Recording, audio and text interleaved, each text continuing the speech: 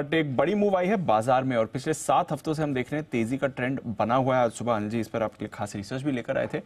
आगे की चाल कैसी रहती है जब भी बाजार ऐसा ट्रेंड दिखाते हैं, इस पर एक इंटरेस्टिंग रिसर्च करी है आशीष ने। आइए उनसे जानते हैं इसके बारे में। आशीष बताइए। दीपांशु, रिपोर्ट्स आई हैं जिसमें बताया जा रहा है कि पिछले काफी बार का ट्रेंड एनालाइज करके देखा और जब भी लगातार 7 हफ्तों या फिर 8 हफ्तों की तेजी आती है तो इसके बाद फॉलोअप करेक्शन भी आपको देखने को मिलता है। हालांकि हर बार सही नहीं होता, एक इंस्टेंस ऐसा भी जिसमें चीज साबित नहीं हुई है, लेकिन क्योंकि रिसर्च है तो आपके सामने रख देता हूं। सबसे पहले आप देखिए कि पिछले जो 7 हफ्ते हैं बाजार के लिए काफी शानदार देखने को मिले हैं। यहाँ पर 12% का काफी अच्छा मूव देखने को मिला है। अब बात करते हैं हिस्टोरिकल डेटा की, तो 1 जन से लेकर 12 फेब 2012 यहाँ पर अगर आप देखें तो कंटिन्यूस 7 हफ्तों की तेजी देखने को मिली। बाजार में रिटर्न आया करीब 17% का, लेकिन उसके बाद अगर आप देखें तो 5 हफ्ते जो है वो आपको कंसोलिडेशन और करेक्शन के देखने को मिले, जहां पर बाजार जो है 13% करेक्ट हुआ। 3 दिसंबर 2017 से लेके 21 जनवरी 2018 यहां पर अगर आप देखें तो 8 हफ्तों की कंसेक्यूटिव विनिंग स्ट्रीक आपको वीकली चार्ट पर देखने को मिली। बाजार में रिटर्न बने तकरीबन 8% के, लेकिन इसके बाद अगर आप देखें तो 8 हफ्ते आपके पास ऐसे देखने को मिले जहां पर कंसोलिडेशन हुआ, गिरावट आपको देखने को मिली और ऐसे में बाजार फिसला तकरीबन 10%।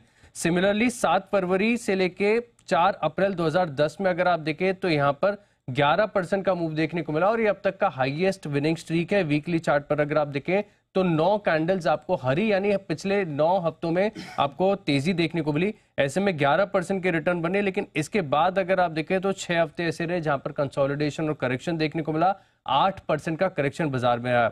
अब 17 फेब से लेके 31 मार्च 2019 यहाँ पर अगर आप देखें तो अगेन आपके पास जो है 7 हफ्ते तेजी वाले देखने को मिले और उसके बाद बाजार में हल्की फुल्की 3% की गिरावट देखने को मिली। अब खास बात यह कि 1 नवंबर 2020 से लेके 13 दिसंबर 2020 के दौरान अगर आप देखें तो यहाँ पर भी आपको काफी अच्छे 7 हफ्तों की विनिंग स्ट्रीक देखने को मिली, लेकिन इसके बाद एज इट इज ट्रेंड हुआ, गिरावट देखने को मिली, लेकिन गिरावट लगभग अप्रोक्सीमेटली 1% की देखने को मिली और उसके बाद बाजार ने अपना अप ट्रेंड दोबारा रिज्यूम किया और 8% की तेजी आई। यानी 2020 अगर आप देखें तो थोड़ा सा एक्सेप्शनल है। बाकी हर बार जब भी 7-8% की 7-8 हफ्तों की कंटिन्यूस तेजी आती है तो इसके बाद एक फेस करेक्शन का भी आता है। ओके, चलिए वापस आइए, पहली वाली स्क्रीन पे आइए।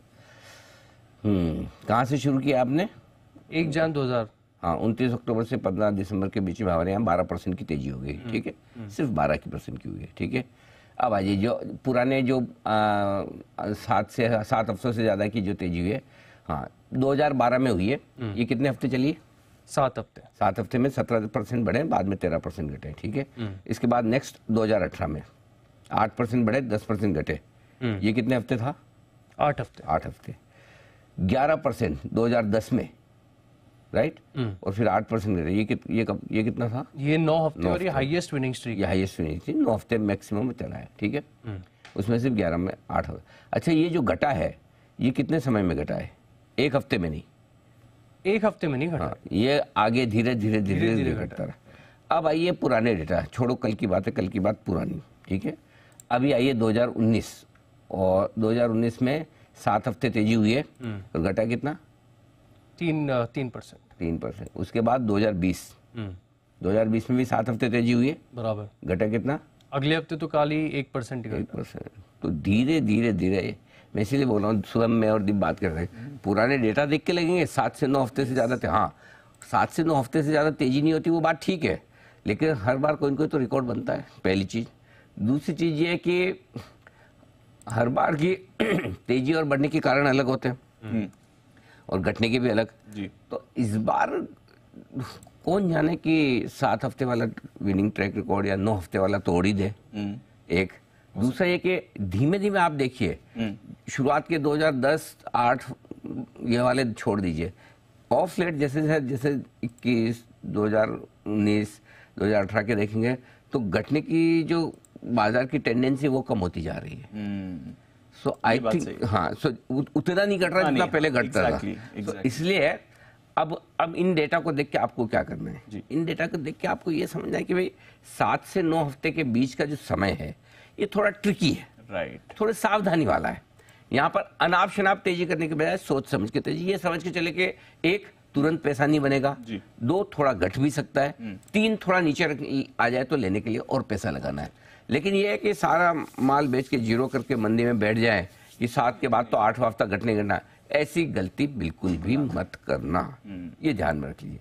सो पूरा इसका कंक्लूजन ये है कि 7 से 9 हफ्ते का, और कौन जाने अभी 1-2 हफ्ते और बढ़ जाए तो बढ़ भी जाए। इस बार तो मोमेंटम इतना स्ट्रॉन्ग है, अमेरिका साथ दे रहा है, हमारे बाजारों का अपना अलग ही हिसाब किताब है, FIs का पैसा भी आ रहा है, लोकल पैसा भी आ रहा है, इधर इलेक्शन के नतीजे आने के बाद मूड माहौल कुछ अलग ही है, GST कलेक्शन क्या हो रहे हैं आप देखिए, इधर एडवांस टैक्स के कलेक्शन क्या आ रहे हैं, GDP ग्रोथ क्या आ रही है, इन्फ्लेशन के नंबर ठीक आ रहे हैं, सामने अमेरिका और हम दोनों को ब्याज दरें घटानी है। सो कोई अनएक्सपेक्टेड चीज़ आ जाए जो आपको हमको इस वक्त मार्केट को नहीं पता, उसकी वजह से थोड़ा बहुत नीचे हो जाए तो हो जाए, रुक जाए तो रुक जाए, बट ये ध्यान में रखिए। इसलिए आज सुबह जो हमने स्ट्रेटेजी दी फिर से सुनिएगा कि नीचे आए तो लेना है, जब तक 20,850 के नीचे न जाए तब तक ट्रेंड नहीं बदलेगा। जब तक 20,850 रट्टा मार के रख लीजिए, 20,850 के नीचे बंद होगा तो ही आपका तेजी का ट्रेंड न्यूट्रल होगा, तब तक नहीं। तब तक नहीं। Got it.